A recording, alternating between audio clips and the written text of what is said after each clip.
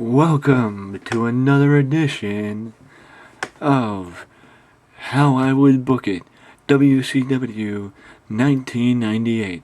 This is Wrestling Express, and we are in the first Nitro of February 1998, and the show begins with Bret Hitman Hart making his way to the ring after competing in an open challenge match last week to get the attention of Macho Man Randy Savage. And in this segment, because of the context, and in all honesty, I would let Hitman have freedom. All I would do is tell him to speak from the heart, and tell him and say how he really feels about Randy Savage, and what he really would like to tell. How he really feels about Randy Savage. And what Randy Savage has done in his career. And also his views on WCW. The reason why is because of this. Randy Savage makes his way to the ring, and now Randy and Bret have a trade words in the ring. This segment is completely and totally Bret and Randy. That's it. It's totally and completely Bret and Randy. Why? Plain and simple. These two can do the best job planning out their own segments. And also, it gives me the opportunity to focus on other things and just read over their shit, say it's okay, maybe change a word or two, but that's it. And just pass it along and insert it into the show, format it into the show. Now we move to the opening contest, which is Harlem Heat in their third tag team match back together against Vicious and Delicious, and Booker T defeats Scott Norton after a missile dropkick to get the Harlem Heat back on the winning track. Following their match, they challenge the Faces of Fear to a tag team match after the Faces of Fear. They challenge the Faces of Fear next week on Nitro to a tag team match following the Faces of Fear's interference in their tag team title match the previous week. Now we move on to the next segment, which is promoting the main event, The Giant versus Sting. In what is going to be a very unique match, because we've never seen a match like that in years. Two good guys in one main event, one match, one-on-one. Ray Traylor against Dave Taylor. It's a funny match because, Dave Taylor is one letter off Ray Traylor, and Ray Traylor is vice versa. I have a stupid sense of humor, what can I say? Now we move to the next segment, which is Gene Okerlund backstage with Sting. And Gene asks Sting, last week we found out that Scott Hall is cashing in his title shot against you at Super Brawl after he won the 60-man Battle Royal back at November's World War III. What are your thoughts on facing Scott Hall, a third NWO member, at Super Brawl? Sting doesn't say a word, he just sits there silent and walks away.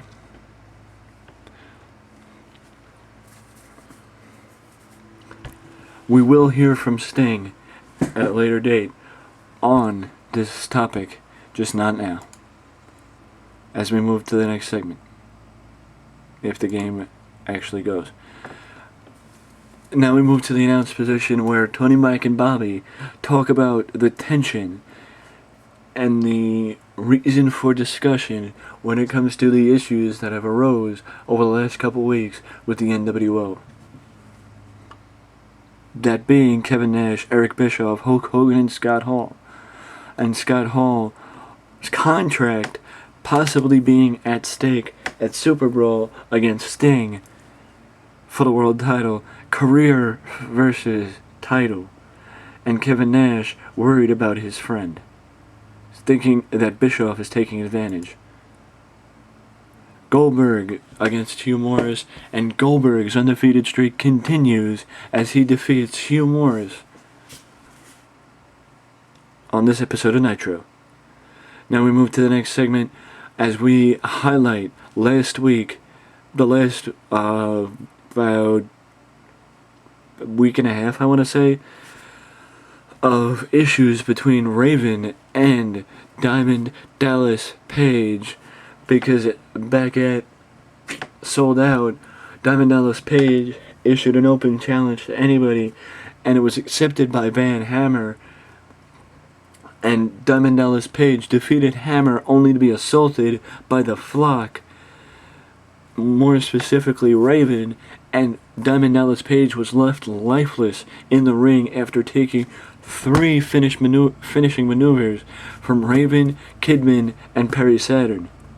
And then the following night we found out Raven wants not only the United States title but to expose DDP for the fraud that he is. As we move to the next segment, and it's DDP against Disco Inferno in a relatively decent match. By far one of DDP's worst matches thus far. DDP cuts a promo, is now being interviewed in the ring following his match. Gene Okerlund asks his thoughts on the recent actions of Raven. Page says something like this. Well, Gene,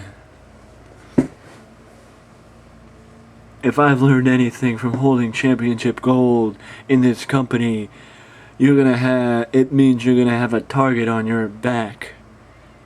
When I won this championship from Kurt Hennig back at Starrcade, I knew I was gonna have a target on my back.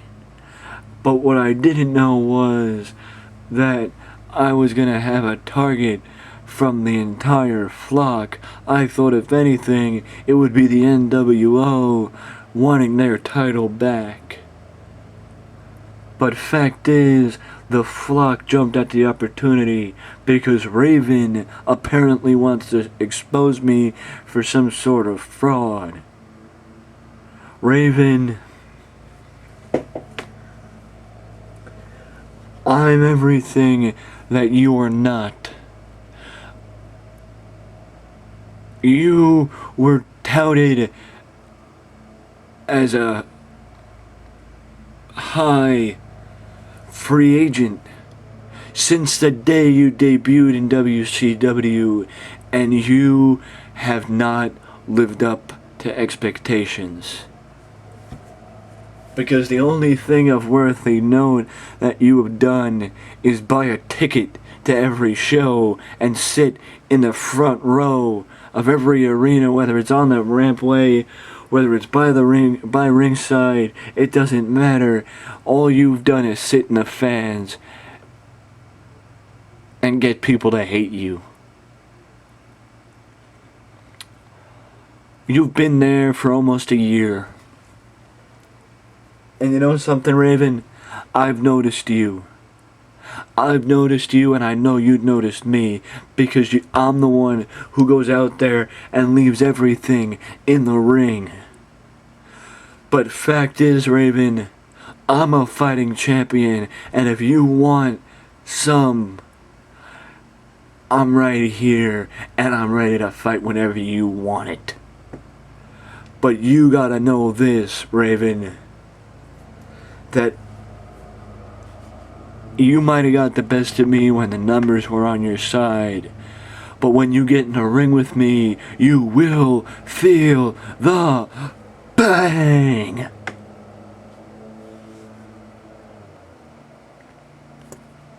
As we move to the next segment, this segment wasn't supposed to be here. I forgot to take it out. Lex Luger defeats Conan in basically a match to get Luger on the show. It wasn't really that good of a match. Flair comes out he shoots once again. You know what? He doesn't. It's not so much a shoot as it is Flair talking from the heart, because the guy took out Arn Anderson. The Mystery Man took out Arn Anderson. The Mystery Man took out Roddy Piper. The Mystery Man tried on 2 occasions to take out Ric Flair. But fact of the matter is, you know what? Flair will say something. Flair would say something like this. I'm not gonna say the entirety of his promo because it's a relatively long promo, but part of his promo would go like this. You tried to take out everybody I cared about. My friends. You tried to end my career, but I'm still standing. I am sick and tired of this. When are you gonna be a man and come out here and face me, face to face, where I can see you coming and you're not coming out from behind? When is that gonna happen? Because whenever it does, know this, that I'm Ric Flair and I'm always up for a fight. And then bagpipes start playing, and that means only one man, Roddy Rowdy Piper. Roddy Piper comes out, and he tells Rick, he walks into the ring, hugs Ric Flair and says, Rick, you are one of my best friends in this business.